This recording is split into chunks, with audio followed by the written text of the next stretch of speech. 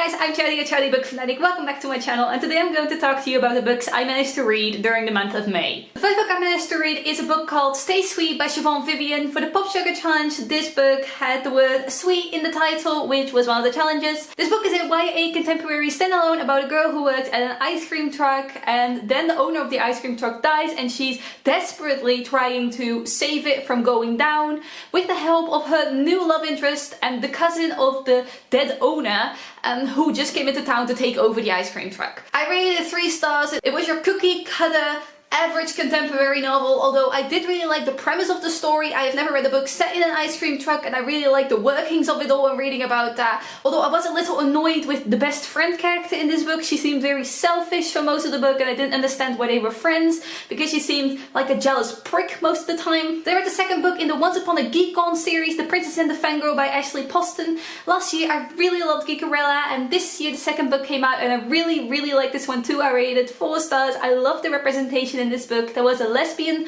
romance in this. There were 2 different characters. It is obviously another retelling from The Prince and the Pauper. There is a switch between an actress and a girl who looks just like this actress, and they take over each other's lives for the weekend that this geek-on is taking place at. The actress falls in love with the other girl's best friend, and the other girl falls in love with the actress's assistant. Just like with Kiera, I really love the development of the characters. The romances were my favorite part of this, and also the fandom culture. And also the fandom culture that is described in this book is great as usual. It feels so relatable to me, because once upon a time I was also this crazy fangirl person. Now I'm 21, not really anymore, but back when I was 14, 15, that kind of age, I was really into fandom and that kind of stuff, and so it is all very relatable to me, and it's probably one of my favorite aspects of this series, which is why I want to continue on reading it.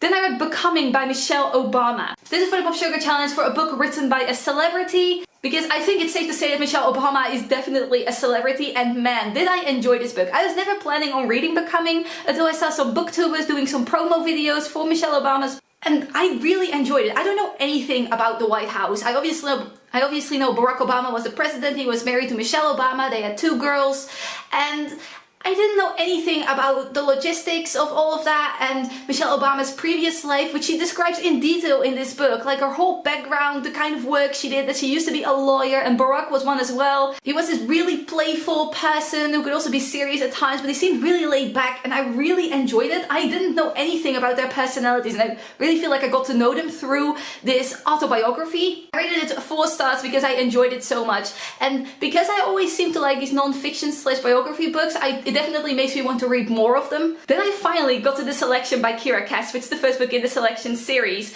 This book has been out for years. A lot of people describe it as a guilty pleasure read, and now I have read it, I have to agree with that. I really enjoyed it, and I didn't expect to enjoy it as much as I did. It's about a main character called America Singer who participates in this kind of beauty pageant kind of thing, kind of The Bachelor thing, where all these princesses are vying for this prince's attention and eventually to marry him. Warning, if you haven't read this book yet, at the end of this first book, you don't know who the prince is going to marry yet. It is not clear.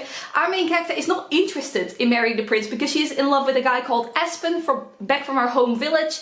This whole society has a class system, and her mom really wanted a better life for her family, and America was the only one of her children that was in the right age range to register. America really didn't want to, but then Aspen, her boyfriend, told her she should because he didn't want to hold her back anymore because he's a class lower than America's family. So America did it, and then she actually got picked. I think Aspen had major regrets after that. So America goes to the castle, her family gets lifted and gets some sort of paycheck from America participating for as long as she is participating, but at the end of this book we don't know whether Prince Maxim picks America or not, but America is definitely just trying to be Prince Maxim's friend, and she isn't really interested in starting a relationship with him. She wasn't really interested in starting a relationship with him, although this entire series stands for its love triangle. It's really well known because of it, and I went into this book knowing that, although I have to say I like Prince Maxim a million times more than Aspen, and that is probably also because we didn't get to see a whole lot of Aspen, but I am assuming it's still changing with the coming books, which I am definitely planning on reading. I decided to try another Fredrik Backman book after not reading and not really liking Beartown, and I read A Man Called Uva, and man, this is exactly the reason why I always want to give authors a second chance, because how I liked A Man Called Uva. A Man Called Uva is about a man called Uva, and he is this grumpy old man who doesn't want anything to do with anyone. His wife died a couple months ago and he's just trying to kill himself because he wants to be with his wife. But every time some kind of disaster strikes, someone is trying to get up in his face and tries to get into his life, and throughout this book you see Uva growing to like these different people. Definitely a trigger warning for some suicide attempts, but they're not very serious, if you know what I mean. There's some kind of humor in it. And I just really love this grumpy old man called Uva. He's basically the embodiment of get off my lawn. I read a very sad last book in the series, Miss Marvel Volume 10, Time and Again by G. Willow Wilson. This is the end of this iteration of Miss Marvel. Someone else is taking over, and I've decided that this is the end of Miss Marvel for me too. I really like the art style throughout the years. I really like the writing of G. Willow Wilson, but I feel like it has come to an end for me as well. I really love the characters and how they have developed throughout all these different volumes. It's definitely my favorite part of this superhero series. I am not reading it for the superhero aspect. I don't even like superheroes. But Miss Marvel is so great because it has all of these different characters from different ethnicities, different sexualities. And just how G. Willow Wilson works it into the story is great. And how all of them are actually friends with each other. They're this tight-knit friend group. And they always try to help Kamala or Miss Marvel with everything she tries.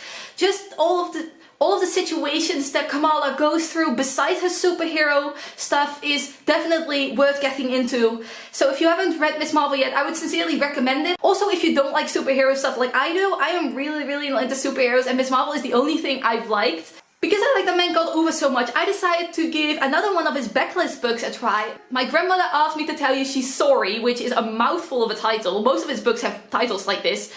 I didn't like this as much as I liked A Man Called Uva, but I definitely liked it more than I liked Beartown. Fredrik Backman has a very distinct, simplistic writing style, which I really like. This book is about a little girl, like I think she's 8 years old, and she has this really tight-knit friendship with her grandmother. Her grandmother takes her on adventures, she's very reckless, and her grandmother and her mother are always fighting with each other because her mother does not really agree with how her grandmother takes her little girl on all these dangerous, really, adventures. And then this girl's grandma dies. And it's really about all of these letters that this girl has to deliver to different people in their apartment building from her grandmother, which say she's sorry about something. This is an exploration of her grandmother's past because she has loved her grandmother for many years. They've had this close relationship, but she doesn't really know anything about her grandma from back in the day. And that is how she's disappointed with her grandma because of something she did, but she also discovers that the grandma was a much better person than she ever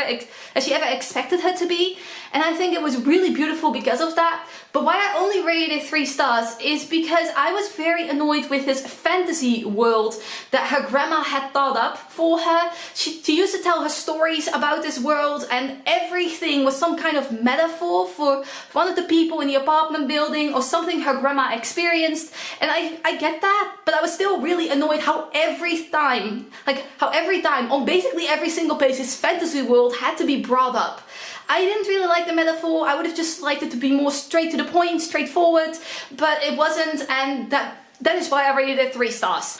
Also, I was really annoyed with how smart the main character was. She's an 8-year-old and she was talking like she was at least 12. She was also talking about how she read all of the Harry Potter books and she was always wearing her Gryffindor scarf. And I was just so annoyed with that. Read all of the Harry Potter books? Girl, you're 8. How can you even read any of that? It's kind of advanced reading for an 8-year-old, and even if she did manage to read all of the Harry Potter books, some remarks she made throughout the book and like correcting people on their grammar or their spelling, it was really annoying. Then the last book I managed to read in May is I Tell You I Love You But Then I'd Have to Kill You by Ellie Carter, which is the first book in the Gallagher Girls series. This is a YA spy series, and I got into this because it had love in the title, which is another one of the Pop Sugar challenges. A Man Called Uva is set in Sweden, by the way, so it works for the book set in a Scandinavian country. I don't think any of the other ones fit with a Pop Sugar challenge. But back to I Tell You I Love You But Then I'd Have to Kill You. I really like this one. I didn't expect it because it seems like such a younger YA series, and I'm mostly annoyed by younger YA series or middle grade series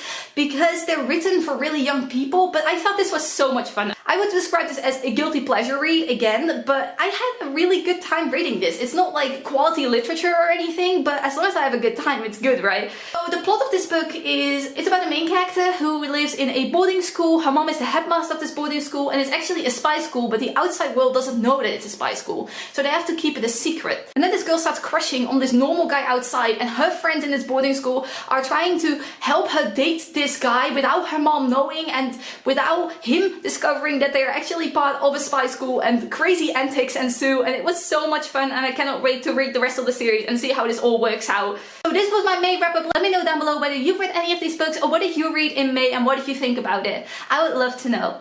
Thanks for watching. Goodbye!